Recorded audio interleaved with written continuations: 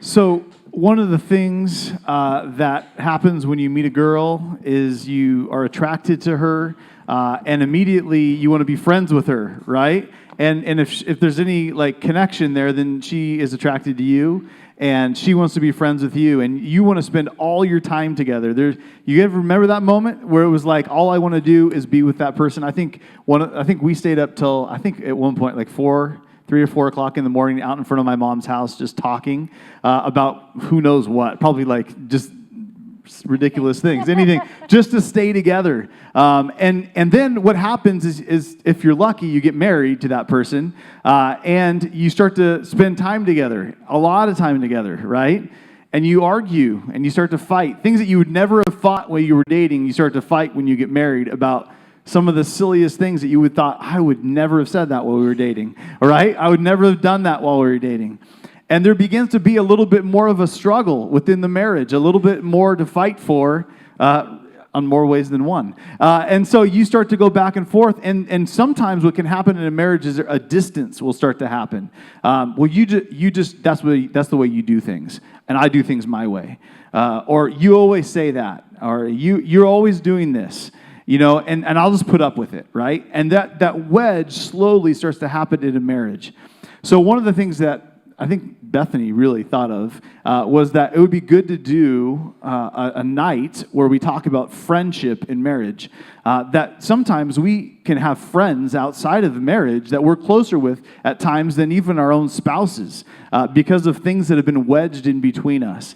And so we thought it would be cool to get couples that we know, that we respect, that we look up to, that have maintained this idea of friendship for some years. We'll just say some years. Different ages of years, different many years of years. So we'll have asked you guys how many years that was once you get up here. So we're going to invite our couples that we've asked to share with us tonight up to the stage, and we will have them introduce themselves to you and who they are. But tonight's subject is how to have a best friend forever marriage. And it doesn't just start in forever, it starts now for wherever you're at in your marriage. Beginning to come back and instill that friendship idea back into your marriage. Oh. I know, they get the love. I was wondering who was going to choose that one. I'll have you guys introduce who you actually, why don't you? Yeah. Yeah. So you guys, I think they need this mic because Alan and Billy need that one and you need this one. We'll share this one. Hello. Does that work? Everybody has a mic? Okay. Is it on? Okay, yeah. We're just going to start off with the questions. Yeah. Okay, so introduce yourself, how you met, and how long you've been married, starting on this side, and we'll go around. My name is Nancy. This is my husband, Robert. We've been married for 36 years. If you say so. We met at a disco club. The Red Onion in Sunset Beach. We don't know all these answers yet, by the way. We're finding out as you're... No, just kidding. And now it's Calvary Chapel in the harbor. Oh! My turn. My turn. Awesome. Yeah. The night that it happened, a friend of mine from college, we were supposed to go dancing, and he bailed on me. And I said, I'm going to go dancing by myself. So I went to the Red Onion, and there was this real cute girl across the dance floor. And I asked her to dance with me, and the rest was history. Wow. That's awesome. Yay. Anyway, so... And Bob and Nancy were our premarital counselors. So a long time ago now, isn't it? 14 years. So we went out to dinner one night, and we decided to reminisce and go by the place where we met. So we walked over there, and we were thinking, oh, this is where we met, and this is where we danced, and it was so much fun.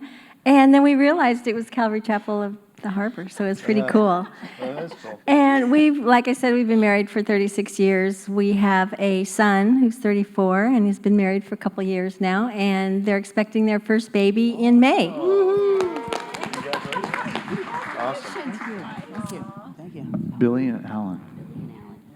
I'm Billy, And I'm Alan.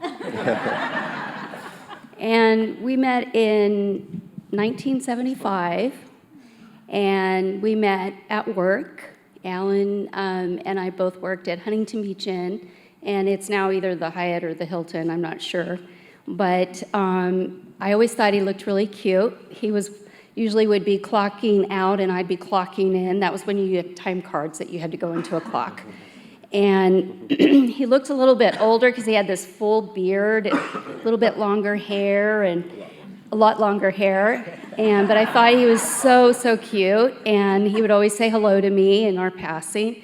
And then the guy at night who worked there too, he got fired. And so Alan was pulling a double shift. And so we got all this quality time to like talk at night when things got quiet at the hotel. And found out that he was a new Christian. And I asked him if he had been to Calvary Costa Mesa, and he said no. And I'm like, oh, you've got to go. It's so great. And so our first date was October 5th, 1975, at Calvary Costa Mesa on a Sunday night. And there's 2,000 people there, and Alan was blown away. Yes. Did she mention the puka shells? Wasn't he wearing puka shells when you met? Yeah. It was 75. Puka shell necklace, leather, and it had a little piece of an abalone shell right in the middle. But, and we've been married we just celebrated our 40th anniversary November 5th. So, yeah.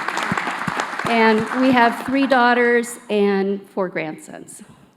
Right. That's it. Yeah. That's it Keep right it going. I think that's great. I think it's what. I don't want us to bog down. That was good. That nailed it. Thank you. David, Lisa. I was cute too. Oh, Yeah, you're leading it. The ladies are doing a great job. Yeah. yeah. I mean, there you go. Dave and Lisa. Do you want me to add something to I that? don't know. I felt like This is your gig. we were about ready to move on, but I if you love wanna her. add- You do. know, we're best friends. In 1975, it was, the song. Just real quickly, because you told me to take the mic some more. Our relationship, began with God before I even knew it, taking mistakes and blunders and such, and bringing good from it. And I was only back in Huntington Beach. I had moved back in with my folks because I got the right foot of fellowship from my college, the University of San Diego. I was kicked out, so I was told never to come back. So I moved back in with my folks in 1975, and that's why I got that job at the Sheridan and met Billy. So God turned that around for sure. So it's good. Yeah. Dave and Lisa, who are part of our small group. Yes. Yeah. My name is Lisa, it's my husband David, and we've been married for 31 years. And we met while working together in entertainment a long time ago. And I didn't really notice him. Actually, I had a boyfriend at the time, and which he was so nice to point out to me that he was a jerk. But we became really good friends. We worked together for probably about 5 months or so before we started dating, and just were friends and hung out with other, people that we were working with. And then when I finally did see that I was dating a jerk, I was like, whoa, I think I like him. And it was just totally the Lord, and I'm so thankful. And we have 4 children that are all grown up, and we have 3 beautiful grandchildren. Dave. It's all true. He was a jerk. I got cast in a television show in 1985, and it was Days of Our Lives, and I had never seen the show, so I figured to learn about what's going on in the storyline and everything, I would watch an episode. And so I turned it on, and the first thing I saw was Lisa. And I was like, wow, I get to go to work there. That girl's beautiful. And so I met her when I was on set, and I was just right away taken back just by her beauty and just how friendly she was. And, we started going to lunch together, even though she had a boyfriend. we hung out, and we spent a lot of time together. We got to know each other. We became friends. And I think it was really cool because we spent 9 months of friendship before there was ever anything that went on between the two of us. And I knew that was the Lord. I knew God brought me to that place so I could meet her. And here we are 31 years later, and we're just loving life. It's pretty awesome. So that's it. Did you do the math? I didn't do the actual math, but combined, we have over 100 years of marriage experience, Dave pointed out. I didn't do the exact math. Did anybody else? It's a lot of years. It's a lot of years. Yeah. So the topic tonight is friendship, and you kind of started to touch on that a little bit, Dave. What is the value of fighting for friendship in your marriage? What's the value of fighting for friendship in your marriage? Why don't you start with it, Dave? Why is friendship so important to fight for in marriage? Well, I think that friendship is something that I went to a funeral a long time ago. A dear friend of my mom's passed away that I was very close to.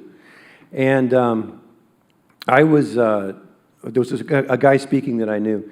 And he said, at the funeral, he said, if you make 5 friends in your lifetime, you're a rich man. And that really hit me. And I was like, friendship? I mean, I have a lot of people that are friends in my life. But there's something more than just being friends. There's a relationship that takes place.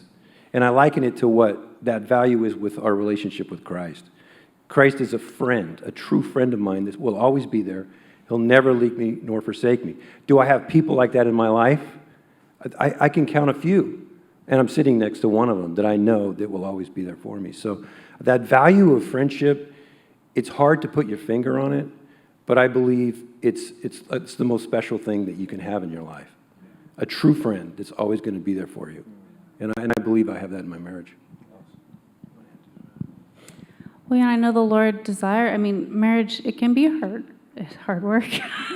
And raising children in a family and life is hard. And just to have that companionship and that person that you know you can always talk to and always go to, and just that closeness really that you can't have with anybody else on earth. And it just grows so much sweeter the more you put into it and the more you grow together. And now coming on this end where our children are grown and we have more time to spend together, and it's just getting sweeter and sweeter. And I'm so thankful that, because there's times when you do grow apart, that distance is there, and you're like, you forget that you're friends.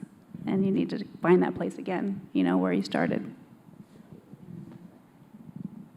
You guys want to talk about the value of friendship in your life? No. No, we're moving on. Talk about another subject. The value of friendship.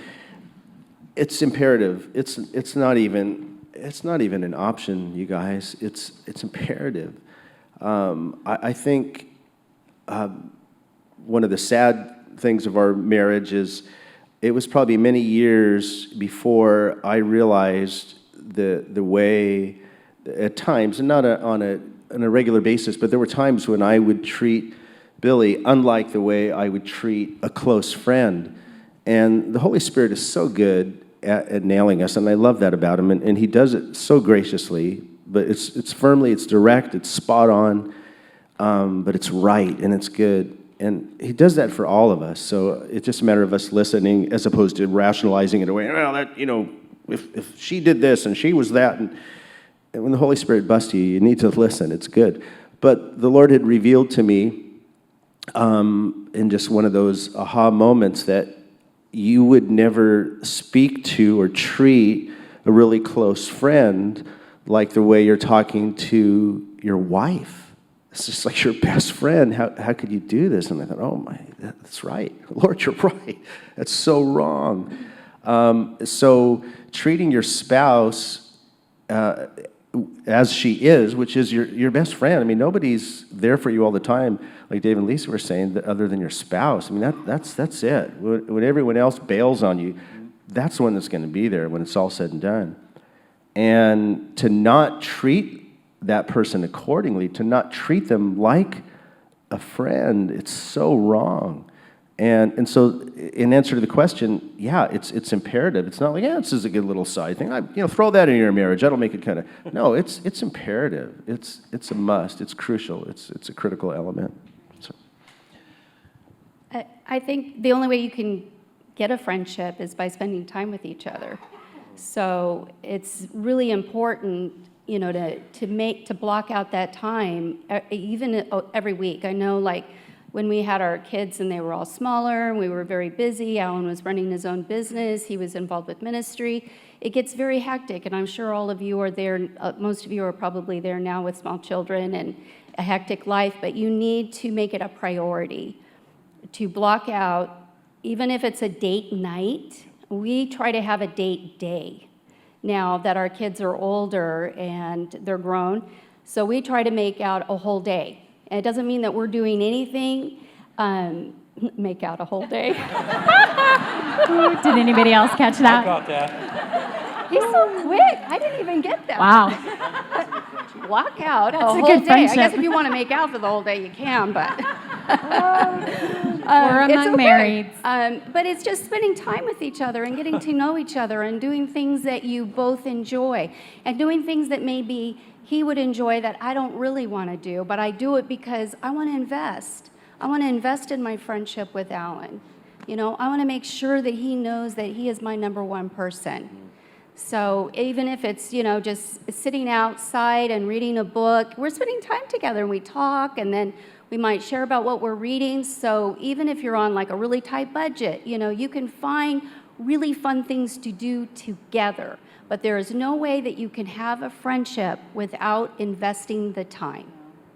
And something that just to tag on to that, whenever Geoff and I are in a season where we're just not able to spend as much time together, I find is when I start hearing lies from the enemy and believing lies from the enemy, and just like thoughts that you're like, this is what he's thinking, this is what's going on with him. And then all it takes is for us to have like a date to be like, no, he's not. It's because it's truth. It's just like when we don't spend time with the Lord, the lies of the enemy come in, and then when we sit and spend time in his word, you're like, this is the truth.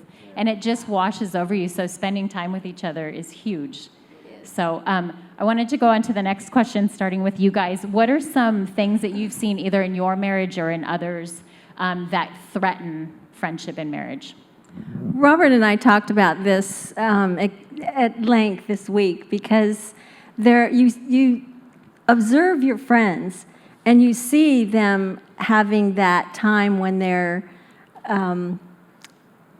it's not flowing like a marriage should, the conversation, and you're listening to someone and they're being critical or they're discouraging, and it makes you cringe, because you really want so much more for couples.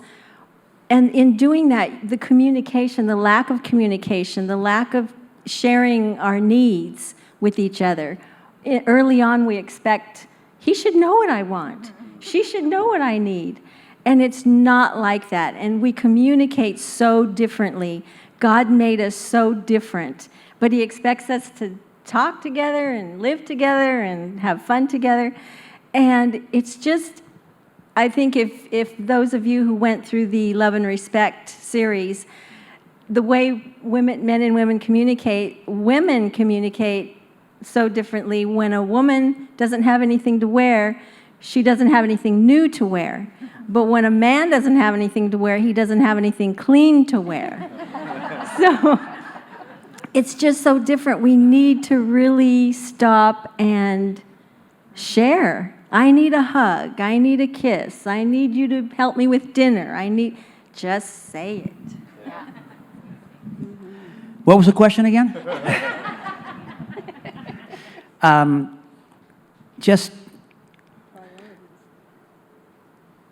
We have to understand that because of our differences, God put us together to be as one. And sometimes we wonder, why did he do that? Why did he put two people that care and love each other so much, but think so differently? And it takes hard work. It takes time. It takes an effort.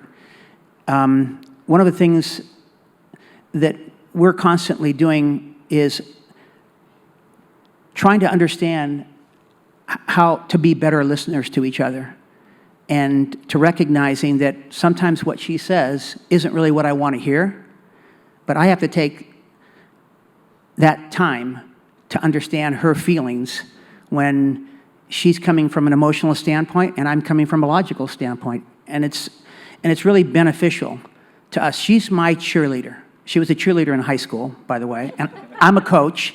And so for me, I know we're going to have a really good result. That's what God wants for us. He wants our team to win.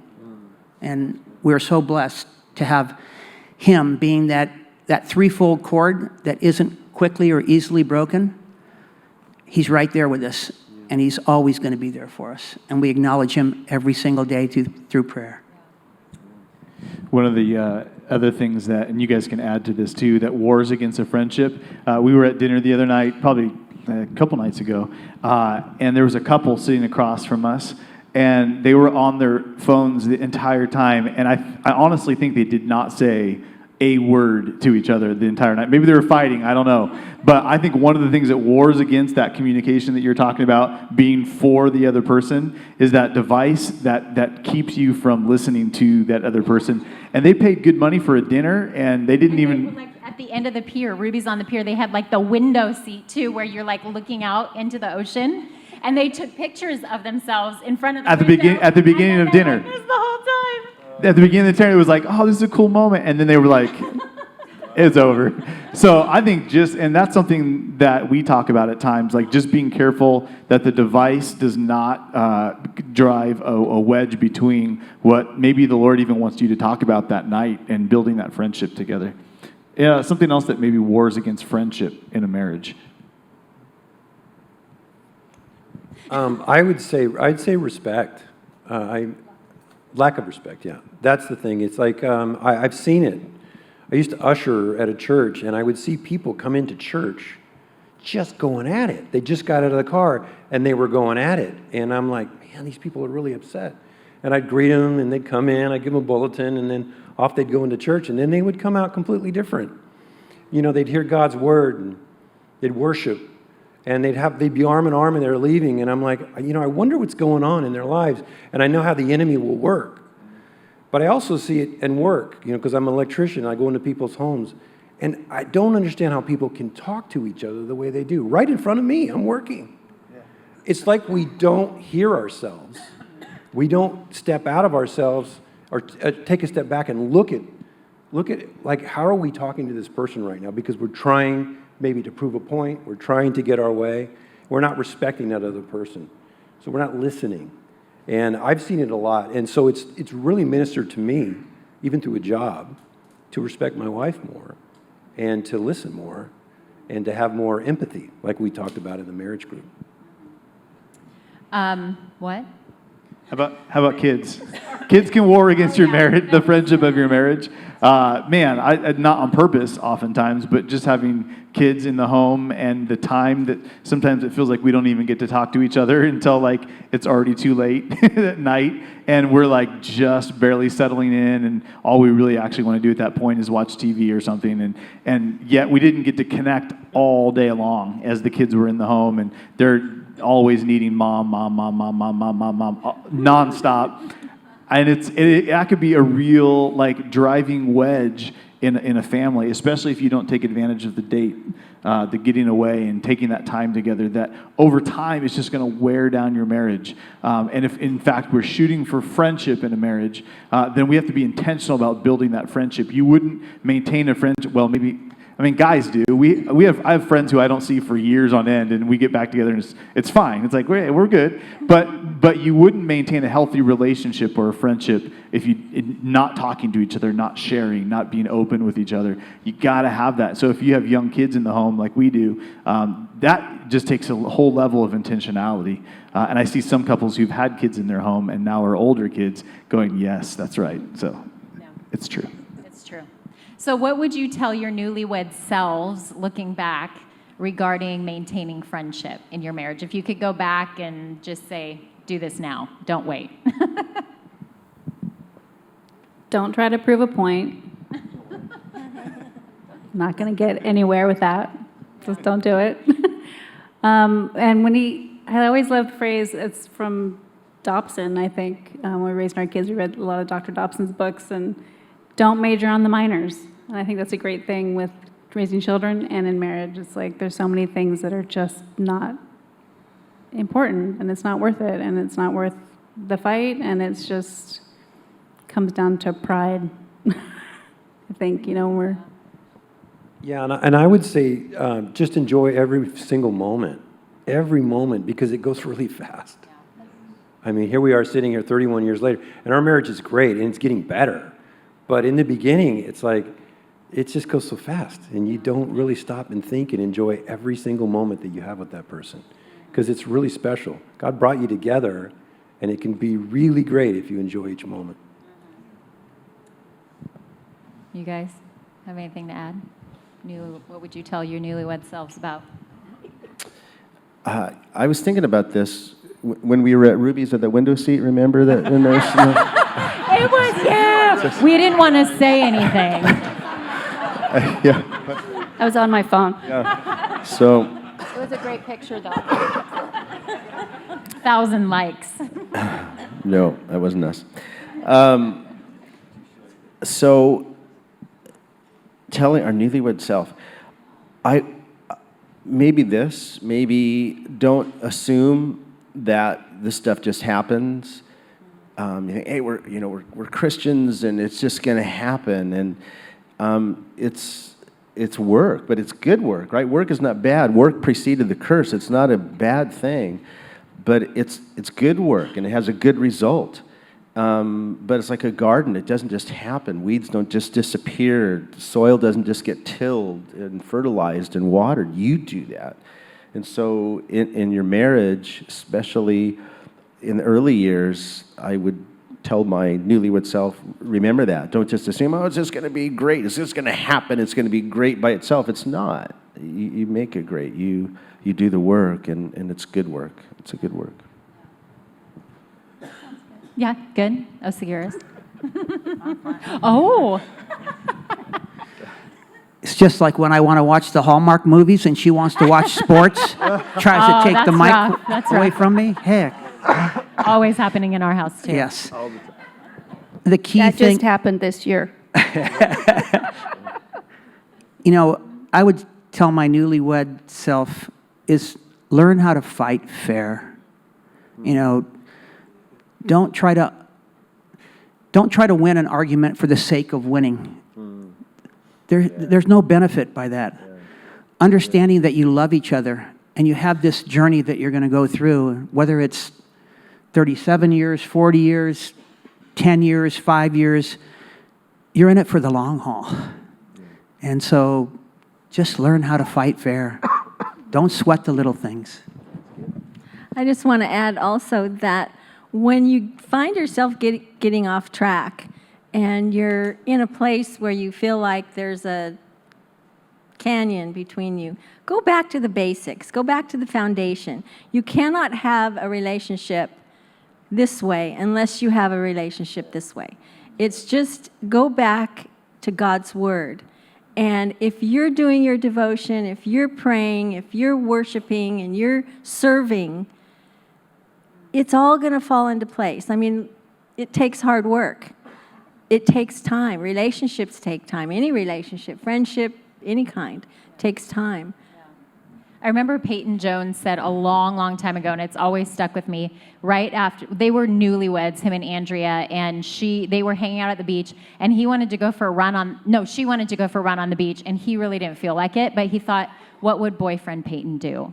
And so I always think that with just things like if Geoff wants yogurt when it's like nighttime and I'm on my way back from like an evening meeting, and I know that he loves Yogurtland, and I think, what would girlfriend Bethany do? I wouldn't even wait for him to ask for yogurt. I would like run and get his favorite flavors. You know what I mean? So what would girlfriend or boyfriend blank do?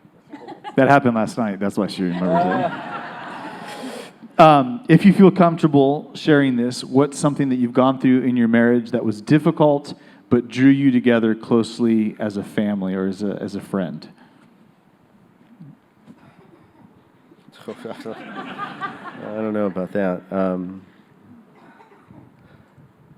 If not, you can just make something up and we'll believe it. What was that? We said that. I can't. Okay. We have these. Let me just say, not that we have a shortage of difficult stuff, so please, that's not it. Just chose one. Yeah, it's like, what would we feel comfortable talking about? So that, please don't misread that. So, sorry, go ahead. No, there's lots, but we just chose one.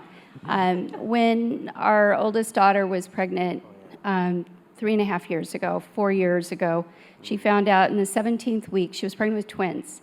And she found out that she was pregnant with twin boys. But she also found out that that the twins had twin-to-twin transfer syndrome. One baby is a donor, and one is a recipient. That was really hard. So let me just to add to that real quick. And I know it was hard. It was difficult. So what goes on when the two are in the womb? That one just starts sucking up all the nutrients and getting everything, and that one grows, and the other one starts to just kind of dwindle to nothing. And it's a pretty serious thing, obviously, because the baby's got to get nutrients. So it's a pretty heavy thing. So. There was just a twin-to-twin transfer syndrome, I think, last month, where you can go on Facebook and you can hear almost every day a testimony. And to get both of our grandsons at the birth that they were at, the birth rate, well, the miracle was, I have to share the miracle. I mean, it was so hard. We had so many people praying for us, and it was a blessing to have so much support. And it was a great blessing for our daughter and her husband as well. But every week you have to go in and get tested to see if your babies are doing okay. I mean, it was so stressful for them. But about, I don't know, like 10 weeks later, something like that, they flipped. The one who was the donor became the recipient. And then the one who was the recipient became the donor. So when they were born healthy, at 39 weeks, one weighed 5'7", one weighed 5'6", and there are no medical problems at all. Usually the survival rate for this to happen, one usually will die from, like the organs start to shut down, or the heart isn't being developed, or maybe there aren't kidneys. There's all kinds of things. They are our miracle babies. And it was really difficult, but at the end, it was like we got to see so much good come from it. Our son-in-law is Jewish. He was agnostic. After that, you know what? He believed that there is a God. So there's good things that come from hard times. So, you just have to cling to that. And the Lord is so faithful to hear your prayers. So whatever it is that you're going through, whether it be something super small or something, everything is big. Whenever it's your problem, it's big. And one person, you may hear of someone going through something, you go, oh, wow, that's really big. But it doesn't make your problem smaller. But God is able to take all of those problems. He knew they were going to happen. It was like the song that Shannon had us sing tonight. He knows what is before us. We can hide in, there's no shadow in his light. Our problems can be dark. There's a shadow there, there's darkness. But when he's there and you invite him there, that light is there. And he will just uphold you. He will lead you, he will guide you, he will give you everything you need, whatever the trouble is that you're going through. So I spoke too long. No, that's good. And actually, I was going to ask you to share something else, if you feel comfortable. In that season, what was something that you appreciated about Alan in that season? Okay. Well, I think it's just about anything. You did ask me, right? What I appreciated about yeah. And maybe okay, he would I get think really about the same emotional. thing. Yeah. So I'm emotional. He's logical. He's a strength. So when I would feel like, when I would feel like, oh no, like what's happening, and he would be that anchor. He would be that strength. We complement each other because we see things differently. We hear things differently. We talk to each other, but we're a couple and we complement each other. So he was my strength. I knew that he was always going to be there too, that he was going to uphold me. And if I needed to cry, I could cry with him. I'm safe with him. Thanks. Yeah, just like, hard times can either drive you apart or bring you closer together. So I think, I think back over the years, and there's, whether it's financial troubles, or we had a daughter that had a heart surgery when she was 18 months old, and, all these things, a couple of miscarriages, and you just cling to the Lord and you cling to one another, and those things are obviously going to build just that mutual experience. Walking through it together in the Lord is going to automatically strengthen your friendship and those bonds. Yeah, there was a time in our marriage where our kids were grown. They're getting out of high school, and we were looking at an empty nest kind of a thing. And I could see Lisa was saying to me, what am I going to do? What am I going to do with my life? I've homeschooled, my kids are leaving, and I'm thinking, what do you mean? This is our time. We're going to get them out, and we're going to have fun. But it wasn't received that way. I was like a cheerleader going, we can do this. And she was withdrawing. And it was a cloud that was really getting over our house. And it was like, we would try to do things together, and there was just separation. We tried to pray together. It was always awkward. It was different. It was weird. I'm like, what is going on? And I knew that it was the enemy just trying to bring a wedge between the two of us. And I remember one night specifically, we have a jacuzzi in the backyard, and I said, hey, let's take a jacuzzi, And then I fired it up. We got in. She's way over there on the other side, and I'm thinking, man, what is going on? And the Lord impressed upon my heart, and I looked at her, and I said, we started off in one boat, and now we're in two boats, and we're separating. You're going one way, and I'm going the other way. And I said, I am not going to let this happen. I'm going to fight for our marriage. And she received it. And I believe that was from the Lord. And so I saw that cloud lifted. We saw it together. We started praying together. We started, really enjoying God's word and fellowship, date nights. And that was something that was very powerful in our marriage. And I think it's probably something you can all relate to, because this happens in everybody's marriage. There's separation that starts to take place, and we cannot allow that to happen, because God hates divorce, and He wants us together. And so I believe you got to fight for your marriage, and so some good things came through that. Yeah. Did you guys want to share on that? Yeah. Yeah. Well, Hold on.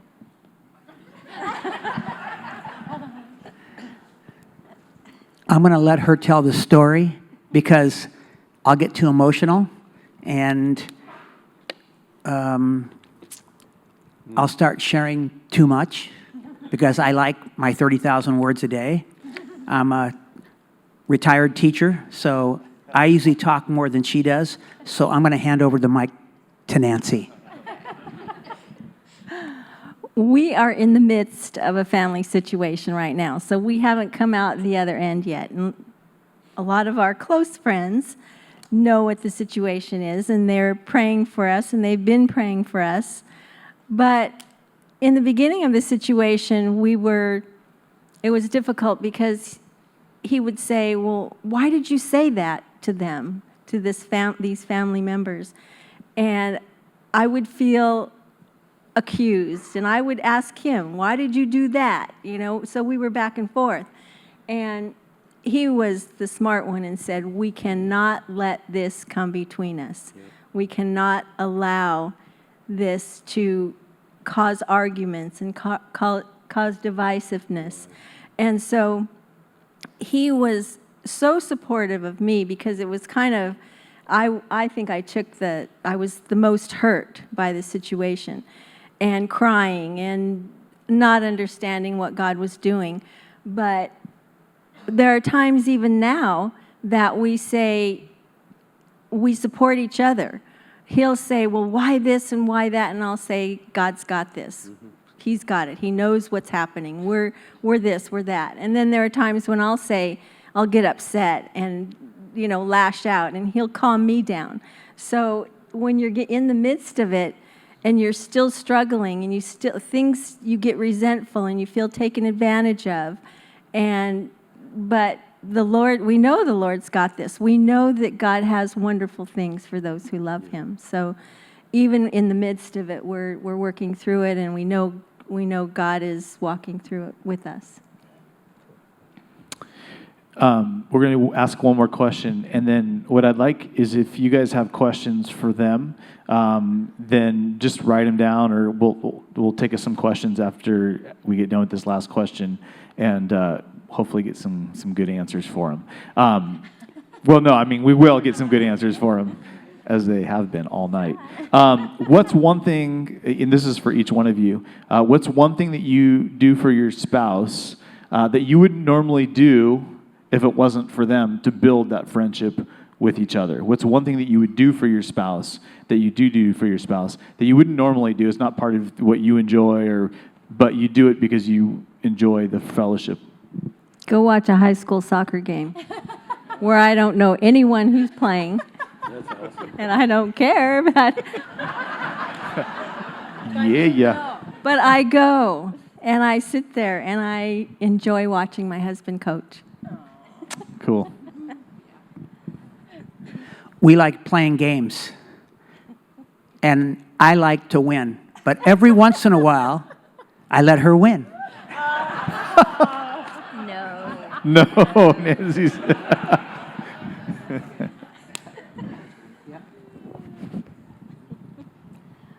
Like I said earlier when Robert made mention of Hallmark movies, I just started watching them in like the end of November, and they've just been so awesome. And so Alan will watch them only because I want to, but I will watch football. If he wasn't at home, I don't have a football game on. You know, there's been a couple of times I watched, like way back, like 10, 15 years ago, I watched some Laker games. I got into it with my daughter, but no, I don't watch football, but I will with him.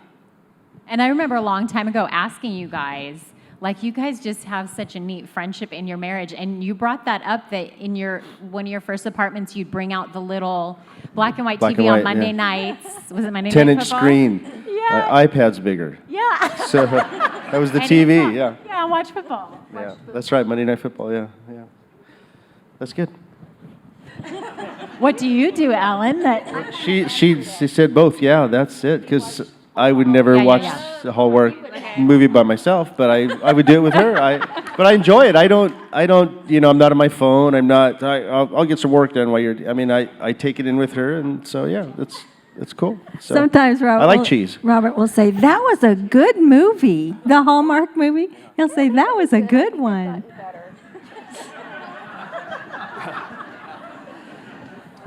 Yes, football. Watch football and go to Home Depot to get material. That's fun. I like it you do that. I would say like Pride and Prejudice, the series that come on. And, the way I look at it, I just go, what's wrong with these people? Everybody's a mess. They're crying. What's going on? And I'll just kind of sneak off to the bathroom, and then I disappear into the bedroom, and then I come back. But, yeah, probably watching those kind of movies with her. I lied. There's one more question. Starting today, if you could tell someone to start doing this one thing in their marriage to build the friendship, what would you say? Start doing this thing to start building the friendship within your marriage. Anyone? It kind of reverts back to what I had mentioned when we first started, but it kind of popped out to me in Proverbs 18. The last verse in Proverbs 18 says, he who would have a friend needs to be friendly, which seems like a no-brainer, but God doesn't tell us stuff that we don't need to hear, maybe over and over. And then it goes on to say there's a friend that's closer than a brother. But that would be one thing, just being friendly. And you think, well, of course, but I think all of us sadly could say, man, there's times when I'm not friendly to my spouse. And as Proverbs said, if you want to have a friend, you got to be friendly, right? It goes hand in hand. And so something that simple, but it's monumental. So. I think Robert brought this up the other day, and that's to to serve together, to serve the Lord. When you're serving together, you see attributes that you wouldn't normally see when you're just together. I admire those things in Rob. We counsel engaged couples, and he brings up issues that I wouldn't bring up, and vice versa. So I get to watch him in a different environment, and it's fun. I get to admire those things that he does. On Tuesday mornings, they have a women's ministry here, and I have been here during that time. Most men don't come during that time, coming in to do something here at the church. And one of the real blessings that I've experienced is the women who come up and tell me how lucky I am to have her in my life, and how sweet she is, and how kind, and how patient she is. And the fact that I know that she's praying for me every day, and we're praying together, it's a real blessing for us. And it's just a wonderful feeling to know that she's my best friend. I'm going to say take walks. It's one of the greatest times that we have together. Sometimes we talk the whole time. Sometimes we say nothing to one another. But we're out. Our phones are put away. We're out of the house. Even if you have little children, put them in a stroller, do whatever you can. Pull them in a wagon. But get out of the house, take walks, and just enjoy the beauty of God's creation, fresh air. Even in Southern California, there's some fresh air. And I'll tell you, we go down to the beach and walk. There's no one on the beach. I'm like, where are all the people? They're driving. They're busy. They're doing their business. So come on down to Seal Beach. There's lots of places to go. Okay? Lisa, anything? No, I agree. I like the walks. Yeah. Just appreciate one another. Appreciate every day that God gives us together. Any questions that you might have for the couples up here about friendship in your marriage or friendship in marriage? I know we did not cover everything on this topic. Anybody want to be bold? And Ron, you knew it was Ron, right? All right, Ron. Yeah. Whatever it is, I want Dave to answer it. So, I guess the question is, would you recommend for these young couples, as soon as they start having problems, that they seek counsel within the church, or just try to fight it out and muddle through it? What would you suggest? talk about building the answer to the question. Yeah. I would suggest wasting your time, and utter folly would be my choice. Yeah. Of course. Yeah. No, that's good, Ron. And the thing that's probably the major deterrent is pride. It's just pride is so ugly. It's so bad.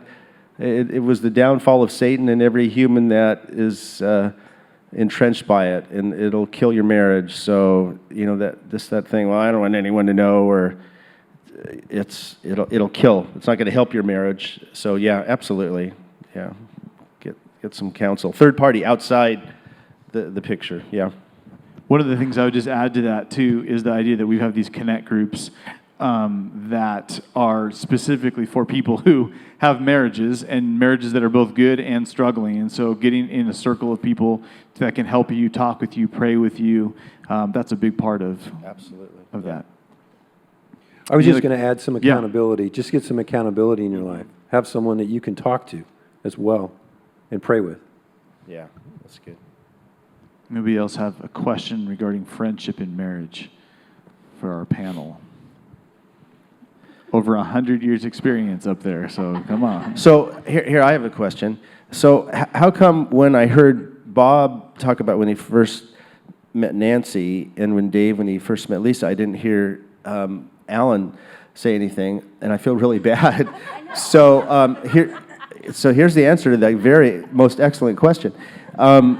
when I met her, you had very kind things to say. When I met her and started working with her there at the Sheridan on PCH, again, just out of college, not as a graduate, 19 years old, but had seen a lot, been around a lot of very attractive young women in the college campus life. That just goes with it.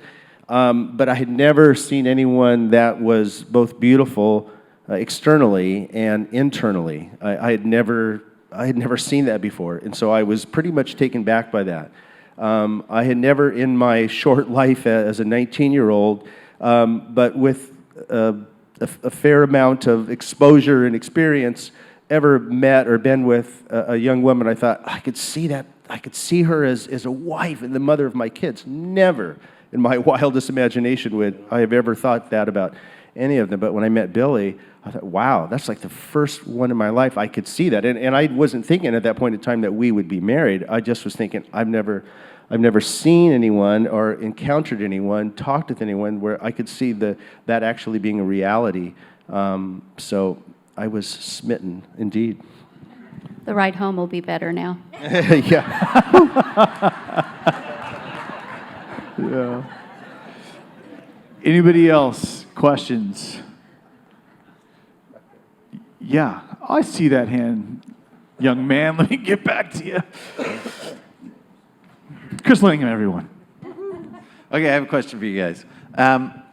So I think every marriage goes through a time where it suddenly is more work than it ever was before to have fun. I think fun is one of the, everybody wants marriage to be fun. You think about marriage as friendship, but when you face that time where you're sitting together and you're like, I just want to have fun together, but either too much stress in your life, too little time talking, what do you do in your marriages to pull yourself out of that again? I think every marriage kind of goes through seasons of feeling close and seasons of separation, whatever might have caused it.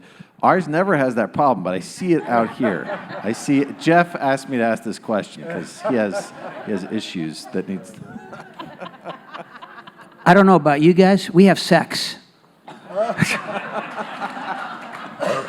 Excellent answer. Cures all. I was just kidding. Just kidding. No, you weren't. Leave it to Robert. I have a question for Geoff and Bethany. Uh-oh. In the big. So your answer, Chris, is sex. There it is. Yeah. Sorry. How do you follow that up? I know. Okay, so Just change the- in the let's change the subject exactly. The ride home just got tougher for you. Everybody who knows Robert is not surprised by that. So in the first few years of your marriage, what were the things that maybe you struggled with a little bit? Because when they came for premarital counseling, they were so much in love, holding hands and being close, and we're never going to argue, we're never going to fight. That's us. Yeah. Ironically, one of the biggest struggles that we've had in our marriage is the being close. I am very non-affectionate and non-touchy. I'm not very physical. And Bethany is high-level hug. Her father is very high-level hug, relational, affectionate, affirming, and her family's that way. And I came from a single mom family. Mom is not super affectionate. We don't hug each other. We don't really tell each other we love you. We just know it, right? And so that in our first year of marriage, in our second, third, fourth, fifth, sixth, seventh, eighth, ninth, all the way to our 14th year of marriage has been like the thing that we've had to really be intentional about in our marriage. Like that's something we really have to work on. It doesn't just come naturally. I think too, we had this conversation before, Bethany and I, and you have to tell your husband what you need. And I was saying that, yes, I still ask Robert for hugs. And she said, after all this time of being married, you still have to ask. Yes, I still have to ask, but I don't mind because I don't think of things that he needs sometimes, and he doesn't think of things that I need. So we still have to communicate. We still have to share those things. And it's something that we learn. If we love each other, we'll learn it. We just have to, we can learn it. We can learn anything. Bethany says, while we're watching TV, she'll be like, okay, scratch my back. It's like, now's the time. This is what you need to do. So she's very clear on, okay, I got it. First year, yeah, I mean, that's our biggest, yeah. Well, I think that's our time. Hey, I just want to let you guys all know, one of the questions I think Ron said was like, hey, I'm struggling in my marriage. This is not so big a church that any one of these people up here is unapproachable. In fact, they're all approachable. And I would just say that you have at least 4 couples up here that would be willing to sit and talk marriage with you and your spouse and just have coffee together or get dinner or something. So I would just say to you, I highly, highly respect each one of these couples that's up here. Without a shadow of a doubt, I would go to any one of them. In fact, I think our first year in marriage, Bethany's like, we need to go see Bob and Nancy, is really what the truth of the matter is. And so I would just encourage you, these are all healthy marriages that could speak into your marriage. All have history. They all have walked through things. And so this is a place that you can get help for that marriage and sit down with any one of us. And so I would extend that to you. And I would just also say, as I'm looking out here, there are other marriages and couples out here who have really healthy, strong marriages that you could sit down with them. You don't have to have a degree to help someone in marriage. You can literally sit and pray and talk together, and that will begin to build that healthy marriage in your lives and build that friendship. And so I would just want to extend that to you and know that it's a genuine extension of, I think, all 4 of us up here, that we'd love to do that if that's the case. Was that helpful for you all tonight? Yes. I mean, if anything, you got a couple hours with your spouse away from kids, so that's a good thing, right? And there's lots of desserts to hang out and eat. And I think that Jonathan's got some really great things going on in the children's ministry tonight, so you could hang out with us a little bit if you want before you run over. Yeah? Is that okay? Oh.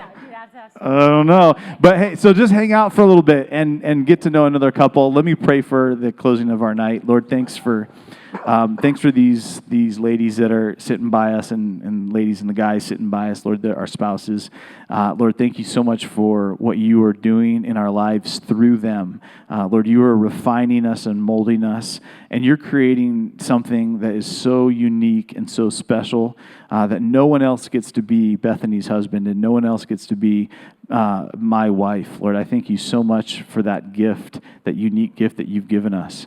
Lord, may we treat it very, very special. It is a unique relationship in all the world, Lord, and it's God-given. It's given by you. And so, Lord, how we handle that matters, and how we treat our spouses matters. And so tonight, I pray, as we've talked about friendship, that maybe we haven't been good at it. I pray that we would start being good at it. Lord, I pray that you would give us some deep wisdom and led by your Spirit, Lord, that we would just be better at being friends in our marriage. Lord, so that we can get to the point one day where we'd say, I would just want to spend more time with my wife, or I would just want to spend more time with my husband. I want to do that forever. I want it forever, ever. I want to spend time. I want it to be good as we get older, Lord. I pray that would be the desire of our heart, that we'd build some foundation of friendship within our marriages. Thanks for the time tonight. Amen. Amen. Well, thank you all for coming. I would say, if you aren't, at least pray about getting into a Connect group. Let me remind you again, January 21st, not this weekend, but following weekend, we are going to do a training in the back of how to lead a small group. If you want to come to that, you and your spouse, come and do that. If you know someone who would be really good at it, recommend it to them. We'd love to fill up that room with some people who are ready to lead these groups. Have a good rest of your night.